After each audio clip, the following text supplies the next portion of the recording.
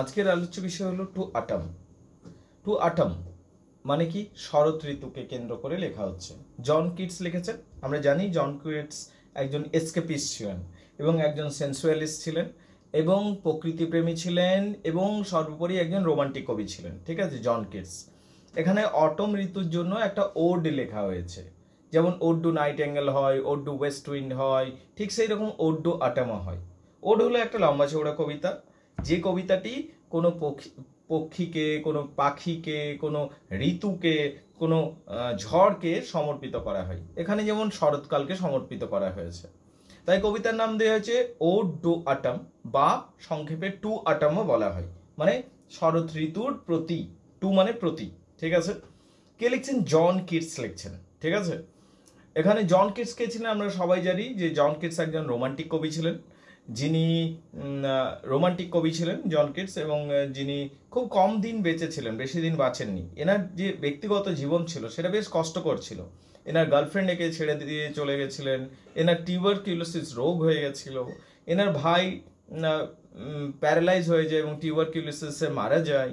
ঠিক আছে, এবং তিনি নিজেও ছোটোখাটো চেহারারই মানুষ ছিলেন, খুব কম দিনই বেঁচেছেন, কিন্তু যে কটা দিন বেঁচেছিলেন তিনি এমন সমস্ত লেখালেখি করে গেছেন যা যা আজও আমাদের মুগ্ধ করে। সেই জন কিটস লিখেছেন। এটা কোন যুগে লেখা? এটা নিশ্চিতভাবে রোমান্টিক যুগে লেখা। কোন যুগে লেখা কবিতা? এটা রোমান্টিক যুগে লেখা একটা কবিতা। এক কথায় একটা অসাধারণ আমরা কবিতা পড়তে যাচ্ছি আজকে, খুব ভালো লাগবে। সেন্সুয়ালিজম রয়েছে, এসকেপিজম রয়েছে। সেন্সুয়ালিজম মানে কি? মানে সেন্স রিলেটেড, আমাদের পঞ্চ ইন্দ্রিয় আছে, সেই পঞ্চ ইন্দ্রিয় প্রভাবিত হয়। ঠিক আছে, সেই বিষয়গুলো। ঠিক আছে, আর কি এখানে কয়েকটা বিষয় আমি একবার মনে করিয়ে দিতে চাইবো। সেটা হচ্ছে যেমন আজকে আজকে হচ্ছে যেমন আগের দিন আমি ডিটেলসে পড়িয়েছি বিষয়টা, তা আজকে খুব সংক্ষেপে বলছি বিষয়টা। জন কিটস এটা প্রকাশিত করেছিলেন 1820 সালে, কিন্তু লিখেছিলেন কত সালে? সেপ্টেম্বর 19, 1819, মানে 1819 সেপ্টেম্বর 19 এই সময় তিনি লিখছেন, আর প্রকাশিত করেছেন 1820 সালে। কোথায় প্রকাশিত করেছিলেন? Lamia, Isabella, the Eve of Saint Agnes and other poems নামক বইতে প্রকাশিত করেছিলেন। ঠিক আছে, কনটেক্সট অফ রাইটিং যদি বলি, তখন তিনি কোথায় ছিলেন? উইনচেস্টারে ছিলেন, ইংল্যান্ডের উইনচেস্টারে ছিলেন। ঠিক আছে, এবং সেখানে তিনি মানে ব্যক্তিগত জীবনে এবং কর্মগত জীবনে বিভিন্নভাবে চাপে পড়েছিলেন। সেইখান থেকে চাপ মুক্তির জন্য একটা ফ্রেশ কবিতা তিনি কম্পোজ করেছিলেন। ঠিক আছে, তো এখানে আমরা সেই ফ্রেশনেসটা দেখতে পাই। যদিও তিনি ব্যক্তিগত স্তরে চাপের মধ্যে ছিলেন বা তিনি কর্মগত জীবনেও চাপের মধ্যে ছিলেন, কিন্তু এই কবিতার মধ্যে সেই সমস্ত কোনো কিছু আমরা দেখতে পাবো না। এখানে অটম ঋতুর সৌন্দর্য বর্ণনা করা হবে এবং অটম ঋতুকে সুন্দরভাবে তুলে ধরা হবে। বিভিন্ন কল্পনার সাহায্যে অটম ঋতু যে কতই সুন্দর সেইটা বলা হবে, এবং বিভিন্ন ইমেজরিও দেখতে পাবো। যদি স্ট্রাকচারের কথা বলি, এই কবিতা একটা ওড, এবং এটাকে এবং যদি হোরাটিয়ান ওড ক্যাটাগরিতে বলা যেতে পারে। ঠিক আছে, তবে এবং কি এই যে কবিতাটি রয়েছে এটা তিনটে স্ট্যাঞ্জা রয়েছে। একটা স্ট্যাঞ্জা, দুটো স্ট্যাঞ্জা, তিনটে স্ট্যাঞ্জা রয়েছে। প্রত্যেকটা স্ট্যাঞ্জাতে 11টা করে লাইন রয়েছে। কটা করে লাইন? 11টা করে লাইন রয়েছে। টোটাল 33টা লাইন রয়েছে। টোটাল কটা লাইন? 33টা লাইন রয়েছে। যদি মিটারের কথা বলি, আয়াম্বিক পেন্টামিটার রয়েছে মূলত। রাইম স্কিমের যদি কথা বলি, A B A B, C D E D, C C E, এইটা হলো রাইম স্কিম। টোনের যদি কথা বলি, শান্ত প্রকৃতির একটা টোন, রিফ্লেকটিভ একটা টোন, সেন্সুয়াস ব্যাপার স্যাপার রয়েছে।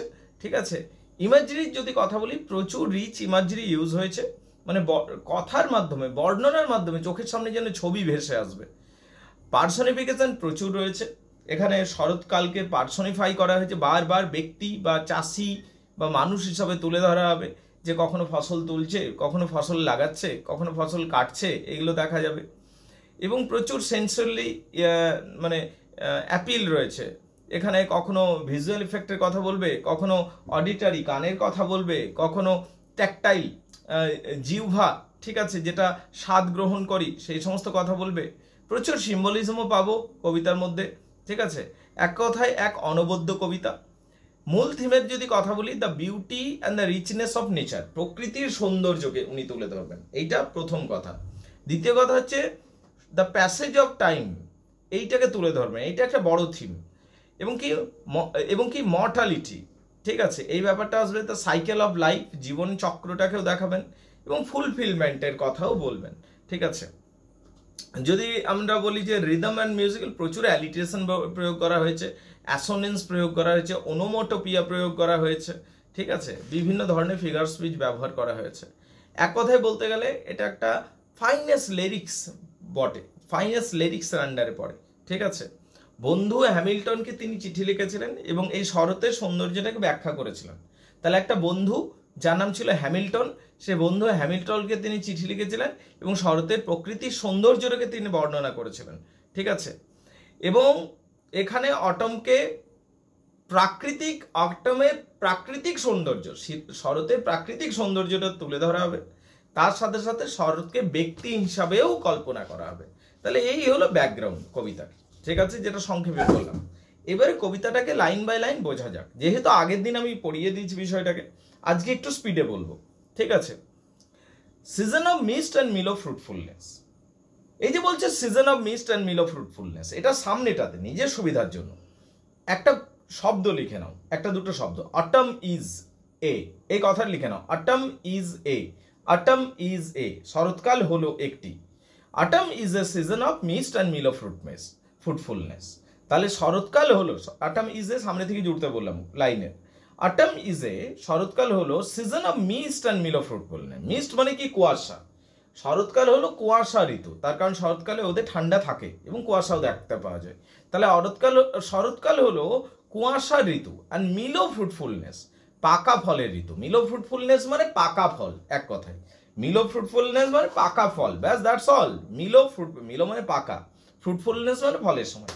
তাহলে শরৎকাল হলো কুয়াশার সময় এবং পাকা ফলের সময়। প্রথম লাইন ক্লিয়ার। দ্বিতীয় লাইনে আসছি, close bosom friend of the maturing sun, সামনে থেকে জুড়ে নাও আবার। Autumn is close bosom friend. শরৎকাল হলো, শরৎকাল হলো ক্লোজ বুজম ফ্রেন্ড, আন্তরিক বন্ধু, অন্তরঙ্গ বন্ধু। কার? ম্যাচিউরিং সানের, সূর্যের। যে সূর্য সবকিছুকে ম্যাচিওর করে, সমস্ত ফুল ফলকে পরিপক্ক করে তোলে, সেই জন্য সূর্যকে ম্যাচিউরিং সান বলে। সূর্যকে ম্যাচিউরিং বলা হচ্ছে না, সূর্যটা সবকিছুকে ম্যাচিওর করে বলে, সূর্য সবকিছুকে পাকিয়ে দেয় বলে তাকে ম্যাচিউরিং সান বলা হচ্ছে। তাহলে অটম ইজ, শরৎকাল হলো ক্লোজ বুজম ফ্রেন্ড। একদম ক্লোজ বুজম ফ্রেন্ড মানে জানতে হবে অন্তরঙ্গ বন্ধু, তাকে ক্লোজ বুজম ফ্রেন্ড বলা হয়। শরৎকাল হলো অন্তরঙ্গ বন্ধু। কার অন্তরঙ্গ বন্ধু? শরৎকাল হলো ক্লোজ বুজম ফ্রেন্ড অফ ম্যাচিউরিং সান, সূর্যের। যে সূর্য সবকিছুকে পাকিয়ে দেয়, সেই জন্য সূর্যকে ম্যাচিউরিং সান বলা হচ্ছে। মানে autumn is close bosom friend of the sun. শরৎকাল হলো সূর্যের অন্তরঙ্গ বন্ধু। কোন সূর্য? যে সূর্য সবকিছুকে ম্যাচিওর করে দেয়, পাকিয়ে দেয়, সেই সূর্যের। Autumn is conspiring. Autumn is কথাটা আবার জুড়ে নাও। সেই অটম ঋতুটা যেন কনস্পায়ারিং, ষড়যন্ত্র করছে। কিন্তু ষড়যন্ত্র একটা নেগেটিভ কথা, এক্ষেত্রে নেগেটিভ কথা প্রসঙ্গে ব্যবহার করা হয়নি, তাই এটা প্ল্যানিং, পজিটিভ সেন্সে ধরো, বুঝতে পারলে কিনা। কনস্পায়ারিং উইথ হিম, এখানে হিমটা হলো দ্য সান, হিম হলো দ্য সান। তাহলে অটম ঋতু, শরৎকাল, ইজ কনস্পায়ারিং উইথ হিম, ষড়যন্ত্র করছে, শরৎকাল ষড়যন্ত্র করছে। কিসের, কার সাথে? উইথ হিম, সূর্যের সাথে ষড়যন্ত্র করছে।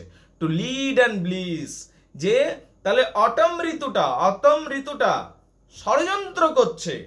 অটম ইজ কোথাও লেখা নেই, কিন্তু সামনে থেকে বুঝতে হবে, কারণ এখানে অটম ইজেরই কথা বলা হচ্ছে। Autumn is conspiring, autumn is planning. Conspiring মানে ষড়যন্ত্র করে না বলে এখানে বলবো প্ল্যানিং করে, পরিকল্পনা করছে। উইথ হিম, তার সাথে। অটম ঋতুটা পরিকল্পনা করছে তার সাথে বলতে কার সাথে? সূর্যের সাথে। হাউ টু লোড অ্যান্ড ব্লিজ, যে কি করে সব কিছুকে ফুলিয়ে ফাঁপিয়ে দেব, সব কিছুকে কিভাবে পাকিয়ে দেব, সব কিছুকে ফুলে ফলে পরিপূর্ণ করে দেব। এই যে লোড অ্যান্ড ব্লিজ কথাটার মানে কি? লোড অ্যান্ড ব্লিজ মানে হচ্ছে ফুলে ফলে কোনো গাছকে পরিপূর্ণ করে দেওয়া এবং একেবারে ঝুঁকিয়ে দেওয়া, সেইটা বলছে। বুঝতে পারলি কিনা? এত ফুল ফল ধরিয়ে দেবো, এটাকে লোড অ্যান্ড ব্লিস বলছে। তাহলে পরিকল্পনা করছে শরৎ ঋতুটা, অটম ঋতুটা পরিকল্পনা করছে সূর্যের সাথে। How to load and bliss, যে কিভাবে ফুলে ফলে ভরিয়ে দেব। উইথ ফ্রুট অ্যান্ড ভাইনস, ফলগুলোকে এবং গাছের পাতা লতাগুলোকে ফুল ফল দিয়ে ভরিয়ে দেবো গাছগুলোকে। ভাইন্স লতাগুলোকে, that round the thatch eaves run, that round the thatch eaves run. Thatch eaves run মানে কি? কুড়ে ঘরের যে ছাউনিটা রয়েছে, কুড়ে ঘরের যে ছাউনি, সেটাকে থ্যাচ বলে। সেই থ্যাচের উপর দিয়ে যে গুল্ম লতাগুলো গেছে, সেই থ্যাচের উপর দিয়ে যে লতানো গাছগুলো গেছে, লাউ গাছ, কুমড়ো গাছ, সেই লতানো গাছগুলোকে ফুল ফল দিয়ে পুরো পরিপূর্ণ করে দেবো। এই প্ল্যানিংটা চলছে। কার প্ল্যানিং চলছে? অটম ঋতুটা প্ল্যান করছে সূর্যের সাথে। তো ওটা বলছে অটম ইজ প্ল্যানিং বা অটম ইজ কনস্পায়ারিং।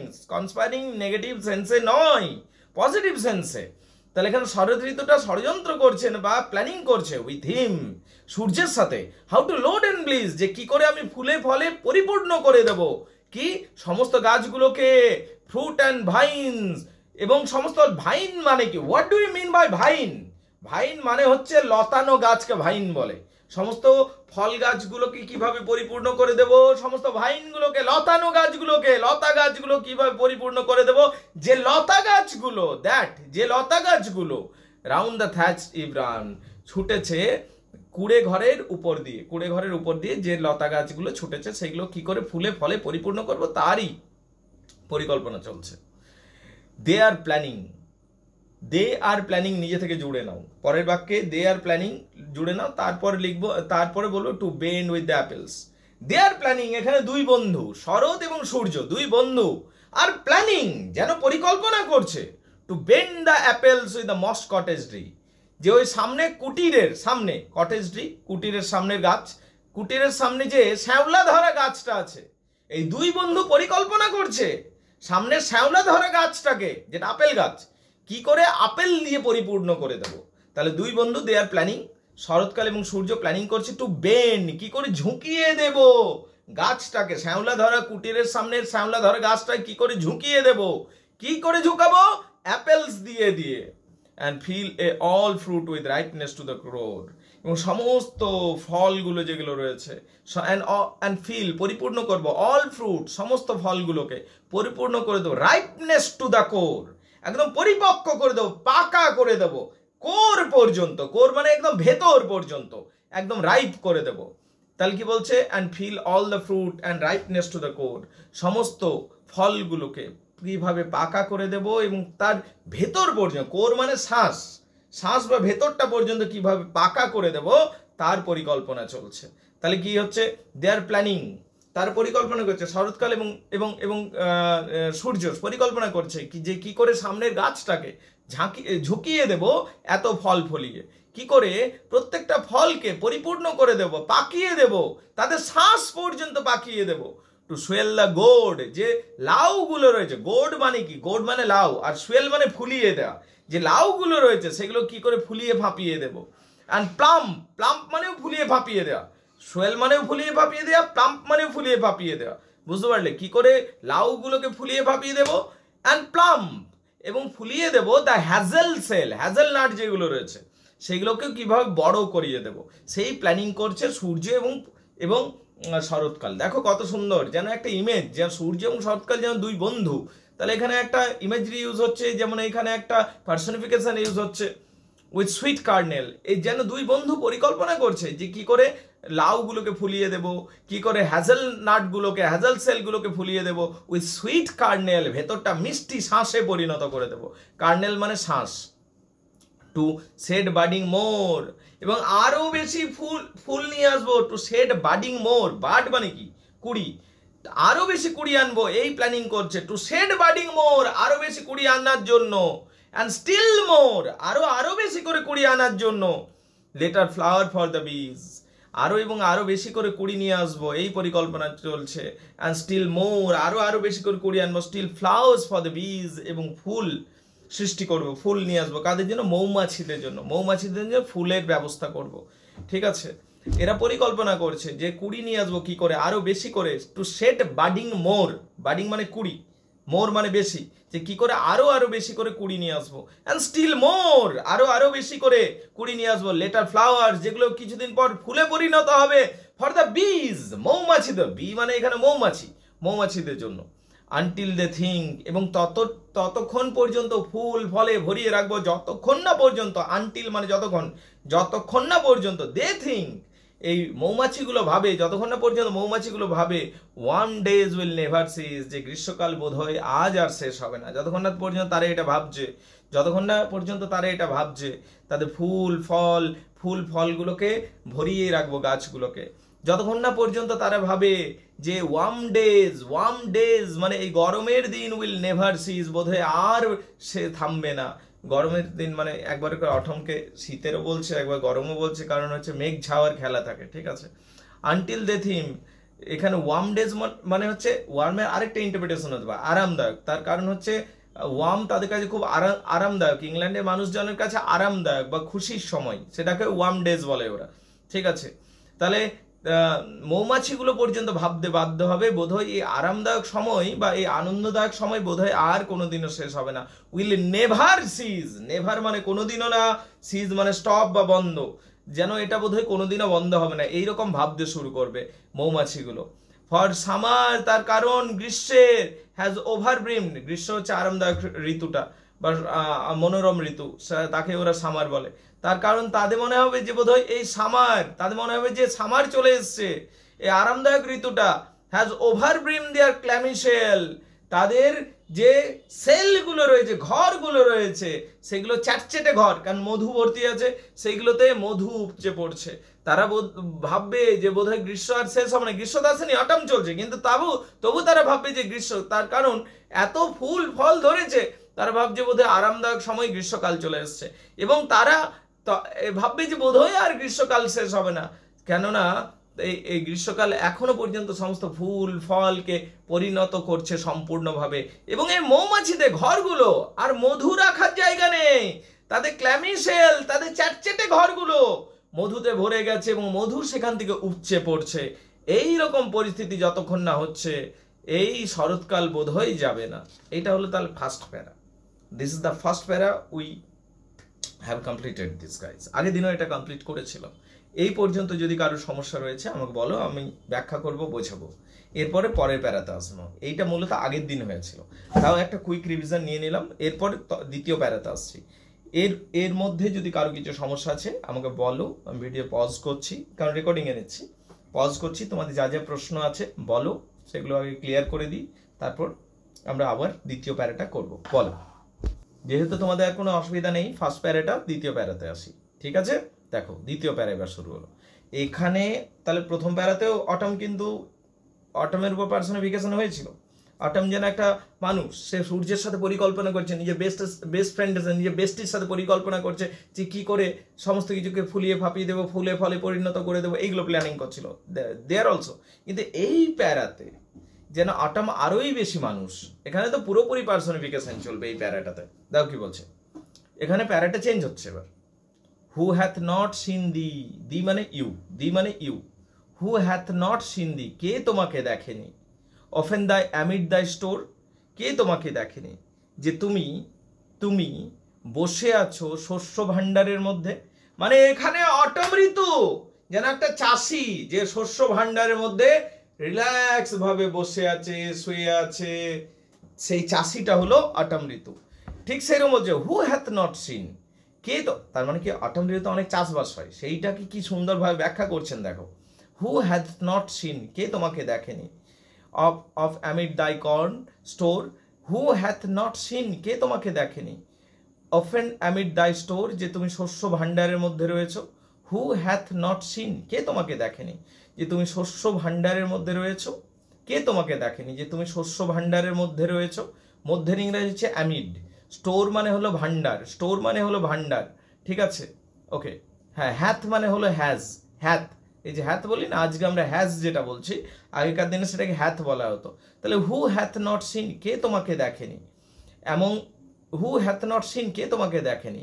দি তোমাকে, অফেন মাঝে মধ্যে, অ্যামিড দ্য স্টোর শস্য ভাণ্ডারের মাঝে, কে তোমাকে দেখেনি, যে তুমি শস্য ভাণ্ডারের মাঝে রয়েছো, কে তোমাকে দেখেনি। এখানে জানো অটম ঋতু একটা চাষি, যে শস্যের ভাণ্ডারে রয়েছে। প্রথম লাইন পরিষ্কার, পরের লাইনে আসবো। প্রথম লাইন ক্লিয়ার, পরের লাইনে আসবো। প্রথম লাইনে অটম ঋতুকে যেন একটা চাষির সাথে তুলনা করা হলো, যে চাষিটা শস্য ভাণ্ডারে রয়েছে।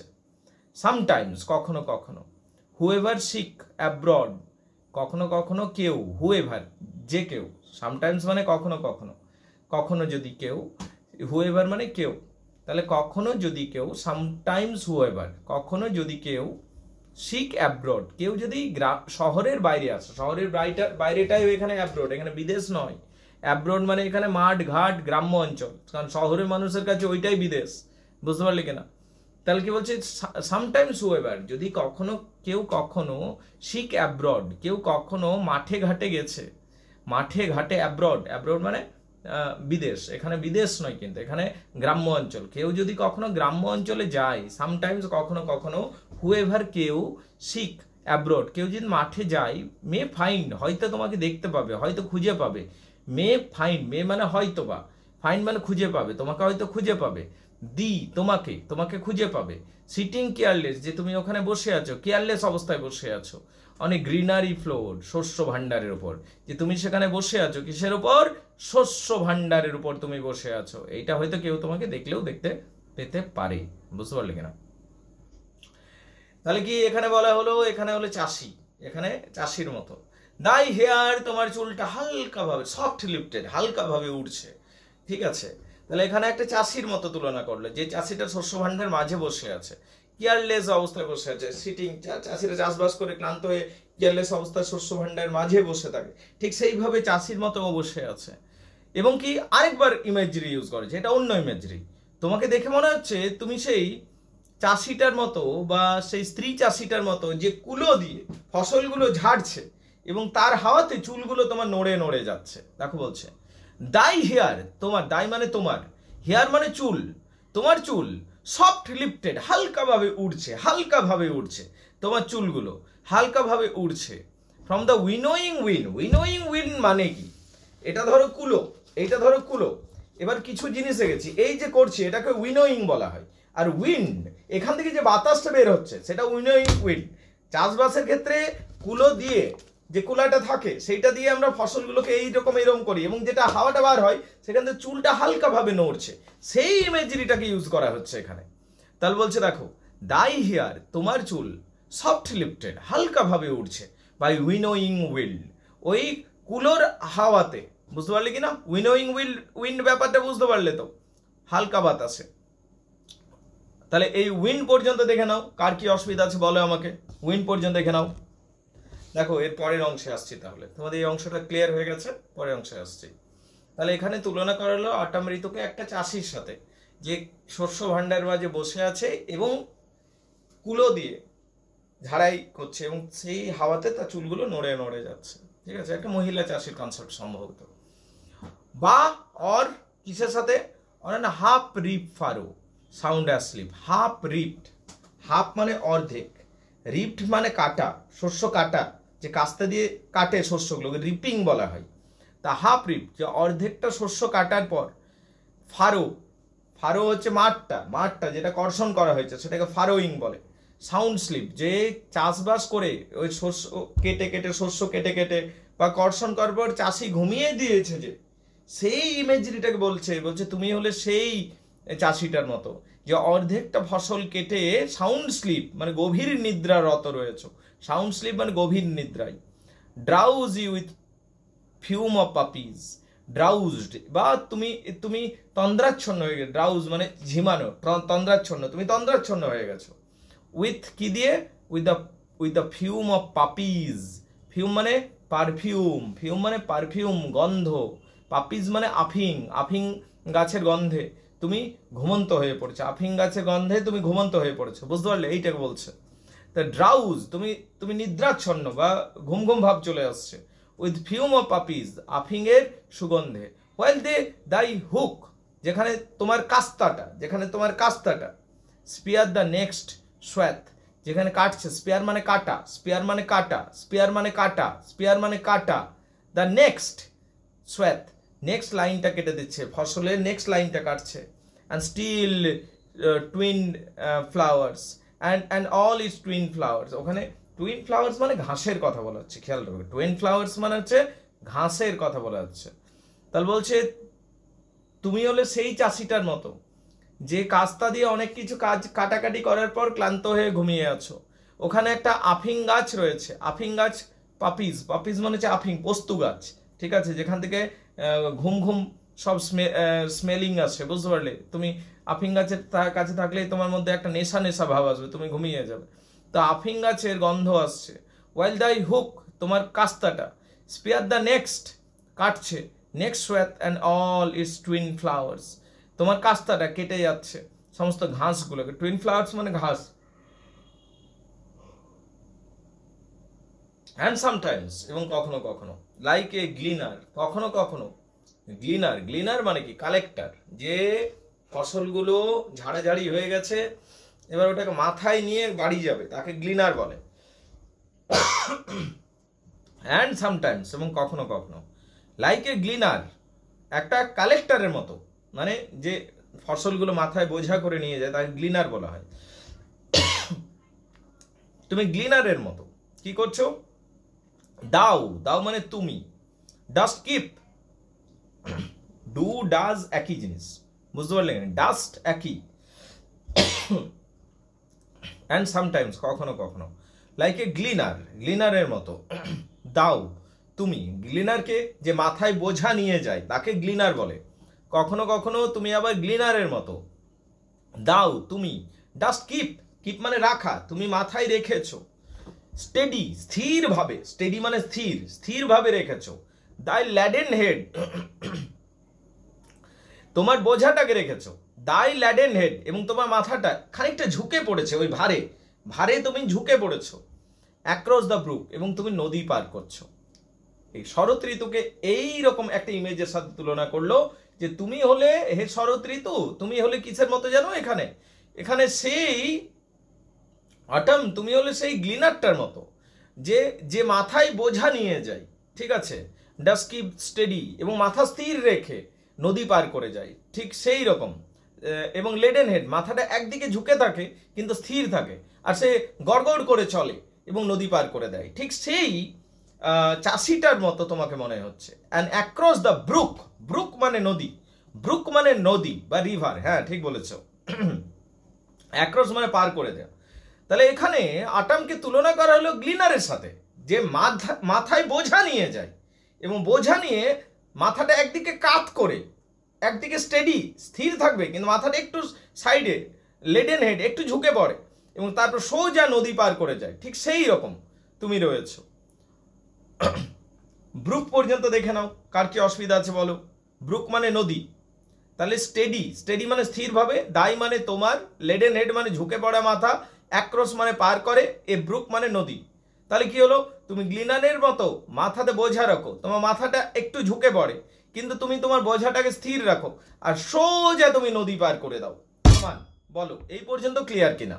দেখে নাও কার কি অসুবিধা আছে বলো আমাকে আগে।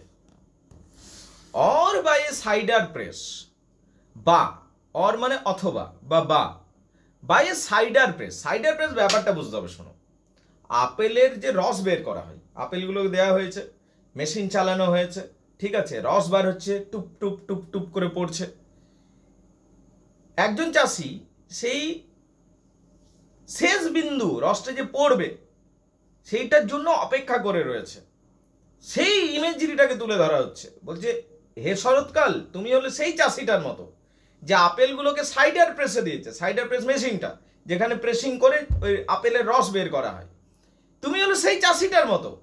মানে বলছে হে শরৎকাল, তুমি হলে, you are like that farmer, you are like, হ্যাঁ, you are like that farmer, that farmer who, যে, তুমি হলে সেই চাষিটার মতো, who by a cider press, যে আপেল রস বের করার মেশিনটার পাশে দাঁড়িয়ে আছে, উইথ পেশেন্ট লুক, এবং ধৈর্য সহকারে সমস্ত কিছু দেখছে। সাইডার প্রেসের সামনে দাঁড়িয়ে আছে এবং ধৈর্য সহকারে দেখে যাচ্ছে যে শেষ বিন্দু পর্যন্ত আপেলের রসটা পড়বে, ঠিক আছে, সেই চাষিটার মতো হলে তুমি।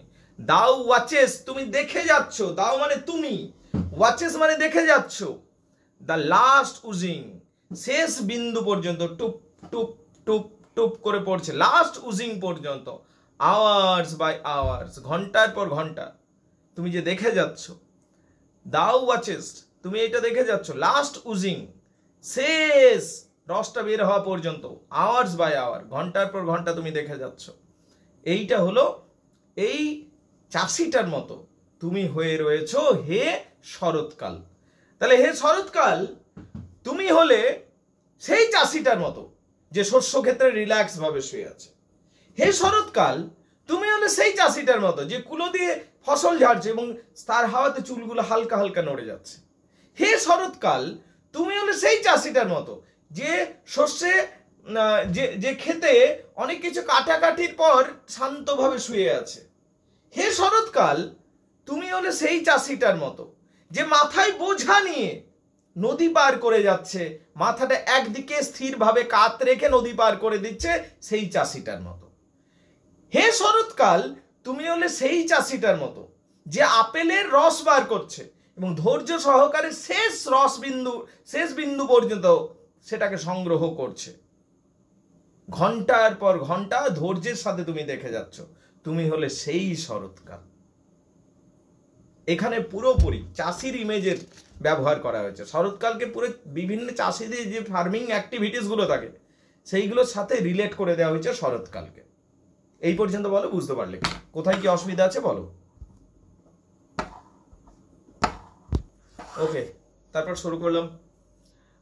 যেহেতু এই সেকেন্ড প্যারাতেও আর কোনো প্রবলেম নেই, 3 নম্বর প্যারাতে আসছি। হ্যাঁ, এখানে তোমরা যারা অনলাইনে ক্লাস করো, each and everybody is very important guys. So যেখানে প্রশ্ন থাকবে কোয়েশ্চেন করবে, নো ইস্যু, ঠিক আছে? 3 নম্বর প্যারাতে আসি। Where are the song of the spring, দেখো কি বলছে 3 নম্বর প্যারা। Where are the songs of spring. বসন্তকালকে আমরা সাধারণত প্রথাগতভাবে ট্র্যাডিশনালি আমরা মনে করি যে একটা সুন্দর ঋতু, একটা সফট ঋতু, যেখানে সব দিকটা ফুলে ফলে সবুজে পরিপূর্ণ থাকে এবং এই বসন্তকালের গানটা বড়ই সুন্দর, বড়ই মধুর, এমনি মনে করি বসন্তকাল সম্বন্ধে। এখানে বলছে where are the songs of spring, অটমকে বলছে, শরৎকালকে বলছে যে বসন্তের গান কই, বসন্তের গান কই। আরে ছাড়ো তো বসন্তের গান, কি দরকার আছে বসন্তের গানের? তোমারই তো নিজের গান আছে। বসন্ত সুন্দর, বসন্তের নিজস্ব গান আছে, কিন্তু বসন্তের গানের কি বা প্রয়োজন আছে? তোমার নিজের সৌন্দর্য, তোমার নিজের যে লুক রয়েছে, তোমার যে নিজস্ব গান রয়েছে, সেটার মাধুর্য আলাদা। কে বলেছে সৌন্দর্য এইরকমই হতে হবে? অটমের নিজস্ব সৌন্দর্য আছে এবং সেই সৌন্দর্যটাই মনমোহক বা সেই সৌন্দর্যটাই আকর্ষণীয়। এখানে সেটাই বলতে চাইছে, where are the songs of spring, বসন্তের গান কই, কি বা এলো গেল, বসন্তের গান কোথায় আছে এইটা বলতে চায়। হোয়ার আর দে, তার কোথায় বসন্তের গান কোথায়? আমরা সাপোজ আমরা গল্প করছি, ঠিক আছে, আমরা গল্প করতে খুব এনজয় করছি, এবং এনজয় করতে করতে আমরা বললাম এনজয় করছি টাইমটাকে, বলছি পিকনিক কবে? আরে ছাড় না পিকনিক, এটাই তো পিকনিক হচ্ছে। আমরা যে বসে গল্প করছি, চানাচুর খাচ্ছি, ফুচকা খাচ্ছি সবাই মিলে, এটাই তো পিকনিক হচ্ছে, এইরকম ব্যাপারটা বলছে। বলছি বসন্তের গান আছে, বসন্তের গান সুন্দর, কিন্তু কিই বা পরোয়া করি বসন্তের গানে? তোমার তো নিজের গান আছে, তোমার গানটাই যেন বসন্তের থেকেও সুন্দর, এইটা বলতে চাইছে। থিঙ্ক নট অফ দেম, সেইগুলো নিয়ে ভেবো না। Think not of them, them বলতে কি ওই স্প্রিং এর গানের কথা বলছে। থিঙ্ক নট অফ দেম, আরে না না না না, ওইগুলো নিয়ে ভাববারই দরকার নেই, বসন্তের গান নিয়ে ভাববারই দরকার নেই। দাও হ্যাজ দাই মিউজিক টু, তোমার তো নিজেরই গান আছে। দাও হ্যাস্ট দাই মিউজিক টু, তোমার তো নিজেরই গান আছে, কেন বসন্তের গান নিয়ে ভাবছো? ডোন্ট থিঙ্ক অফ দেম, ঠিক আছে? তোমার তো নিজেরই গান আছে, সেইটা নিয়ে ভাবো না, ঠিক আছে? Don't think about that music, এইটা বলছে। আন্ডারস্ট্যান্ডেবল? এইটুকু বোঝা গেছে সবার কাছে? বোঝা গেছে? ওকে, পরের অংশে আসি। তাহলে বলছে বসন্তের তো নিজের গান আছে, কিন্তু এখন বসন্তের গানের কি বা প্রয়োজন আছে আমাদের? তোমারই এত সুন্দর রূপ, তোমারই এত সুন্দর সৌন্দর্য রয়েছে, why should we be worried about the song of spring and touch the stubble plain? দেখো কি বলছে, দেখো, এটা বলছে thou hast thy music too, দাও মানে তোমার, your, you have, hast মানে ওই has যেটা ওইটা, thou hast, you have thy music, your song, you have your song, তোমার তো নিজেরই গান আছে, তাহলে স্প্রিং সম্বন্ধে স্প্রিং এর গান নিয়ে কেন ভাবছো? এই দুটো লাইন পরিষ্কার আশা করি সবার কাছে। while bird clouds bloom, bird clouds মানে কি বোঝো? বার্ড ক্লাউড মানে রঙিন মেঘ, রঙিন মেঘকে বলা হয় বার্ড ক্লাউডস। যেখানে তোমার রঙিন মেঘ রয়েছে, মানে ইউ হ্যাভ বার্ড ক্লাউডস, রঙিন মেঘ রয়েছে, bloom the soft dying day, এবং তোমার রঙিন মেঘ এবং একটা সফট ডাইং ডে রয়েছে, তোমার রঙিন মেঘ রয়েছে, ইউ হ্যাভ বার্ড ক্লাউড, এটা নিজের সুবিধা, হোয়াইল আছে না, হোয়াইলের সামনেটাতে ইউ হ্যাভ ধরে নাও, নিজের সুবিধা হবে। ইউ হ্যাভ বার্ড ক্লাউডস, তোমার আছে রঙিন মেঘ, এবং কি সফট ডাইং ডে, এবং দিনগুলো সফট প্রকৃতির, তোমার দিনগুলো সফট, এবং তোমার রঙিন রঙিন মেঘ আছে। And touch the stubble plain, এবং you touch the stubble plain, stubble plain মানে কি? And touch the stubble plain, and touch the stubble plain, what do you mean by stubble plain? দেখো স্টাবেল প্লেন মানে এখানে একটা short লাইফের কথা বলা হচ্ছে, বুঝতে পারলে কিনা? And rosy hue, and touch the stubble plain, stubble plain মানেটা কি? স্টাবেল মানে কি আর প্লেন মানে কি? মানে মাঠ ঘাট দেখেছো তো, সে মাঠ ঘাটে ধরো ক্ষেতগুলোকে মানে ফসল তুলে নেওয়া হয়েছে, ঠিক আছে, এবার যে সমস্ত ছোট ছোট গাছগুলো ফসল তুলে নেওয়ার পর দেখবি ছোট ছোট গাছ মানে ক্ষেতের সাথে জুড়ে থাকে একটু, তাদেরকে স্টাবেল প্লেন্স বলা হচ্ছে। ওই এটা একটা শর্ট লাইফকে ইন্ডিকেট করছে।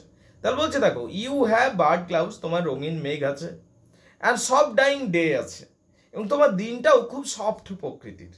And touch the stubble plain, তাহলে তোমার রঙিন মেঘ, তোমার রঙিন মেঘ এবং শান্ত দিন, সফট ডাইং ডে মানে শান্ত দিন, শান্ত দিন, সফট ডাইং ডে, এটা এক কথায় শান্ত দিন, শান্ত দিন যা শেষ হয়ে আসছে, ঠিক আছে, যা শেষ হচ্ছে। তাহলে তোমার শান্ত দিন, রঙিন মেঘ শান্ত দিন স্পর্শ করছে, টাচ করছে, তোমার রঙিন মেঘ এবং শান্ত দিন স্পর্শ করছে, যে শান্ত দিনটা শেষ হয়ে আসছে, হ্যাঁ, সেটা স্পর্শ করছে। কি স্পর্শ করছে? টাচ করছে দ্য স্টাবেল প্লেনকে, ক্ষেতগুলোকে স্পর্শ করছে, with rosy hue. Rosy hue মানে কি? রোজি হিউ মানে হচ্ছে রঙিন, গোলাপ ফুলের রং, সেটা হচ্ছে রোজি হিউ।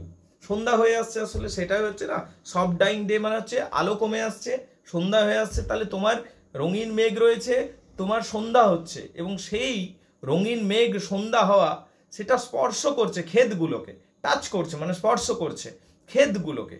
তোমার রঙিন মেঘ আছে, তোমার বার্ড ক্লাউডস রয়েছে মানে রঙিন মেঘ রয়েছে, bloom the soft dying day, যেটাকে দিনটাকে সফট বানাচ্ছে, এবং দিনটা তোমার সফট, যেটা স্পর্শ করছে, টাচ করছে স্টাবেল প্লেন, ক্ষেতগুলোকে, উইথ রোজি হিউ, এবং সুন্দর রং দিয়ে। রোজি হিউ মানে সুন্দর রং, রোজি হিউ মানে গোলাপ ফুলের রং, সেটাকে রোজি হিউ বলে।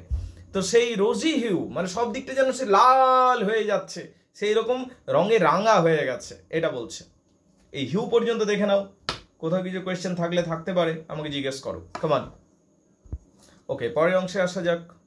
এবারে দেখো এর পরের যে লাইনগুলো রয়েছে, শুধুমাত্র পোকামাকড়ের গল্প আছে, শুধু এই পোকামাকড়ের নামগুলো তোমাদেরকে মনে রাখতে হবে।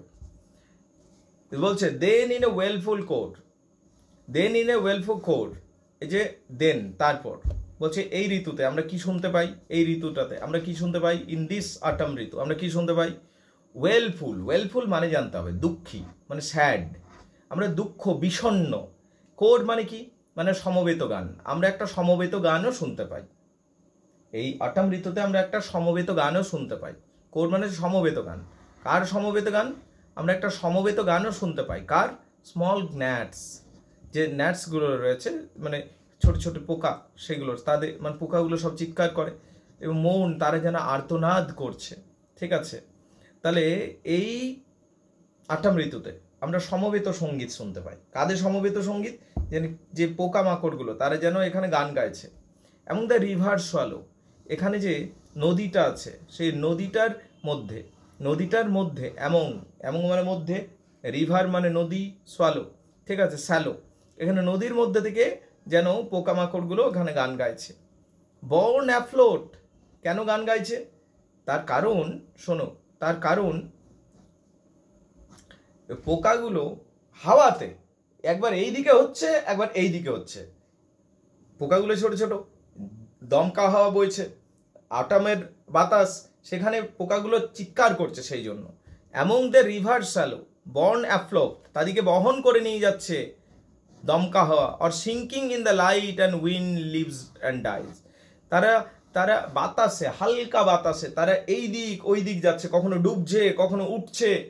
তাহলে বসন্ত বলছি শরতের একটা সৌন্দর্য দেখতে পেলাম, একটা রিয়েলিটি দেখতে পেলাম, যে শরতে কিছু মৃদু মন্দ বাতাস বয়, ঠিক আছে, এবং সেই বাতাসে ছোট ছোট পোকামাকড়গুলো যারা নদীর ধারে থাকে তাদেরকে এই দিক থেকে ওই দিক নিয়ে যায়, ওই দিক থেকে এই দিক নিয়ে যায়, এবং বেচারে চিৎকার করতে থাকে তখন। তো বলছে সে বলছে এখানে পোকাগুলো সমবেত সঙ্গীত শুরু করেছে এবং দ্য রিভার সোয়ালো, নদীর আশেপাশে। তার কারণ তোমার বাতাস তাদেরকে বহন করে নিয়ে যাচ্ছে। বন মানে বহন করে নিয়ে যাচ্ছে, বন মানে বহন করে নিয়ে যাচ্ছে, ঠিক আছে। অ্যাফ্লোট মানে তুলে নিয়ে যাওয়া, উড়িয়ে নিয়ে যাওয়া, ঠিক আছে, উড়িয়ে নিয়ে যাচ্ছে। আর সিঙ্কিং কখনো ডুবিয়ে দিচ্ছে। আর light wind lives or dies, মানে তাদের জীবন বাঁচবে না তারা মরবে, সব কিছু যেন ওই বাতাসটা নির্ভর করে। তার জন্য তারা যেন একটা সমবেত সঙ্গীত, দুঃখের সমবেত সঙ্গীত গাইছে। অ্যান্ড ফুল, তাহলে এখানে পোকামাকড়ের গান শুনতে পেলাম, এটা শরতের গান। এ ফুল গ্রোন ল্যাম্প, একটা ভেড়া ল্যাম্প ফুল গ্রোন, যার লাইফ সার্কেল কমপ্লিট হয়ে গেছে। একটা বড় ভেড়া ল্যাম্প কি করছে, ব্লিট করছে, জোরে জোরে চিৎকার করছে, লাউডলি, জোরে জোরে। ব্লিট, ভেড়ার চিৎকারকে ব্লিটিং বলা হয়।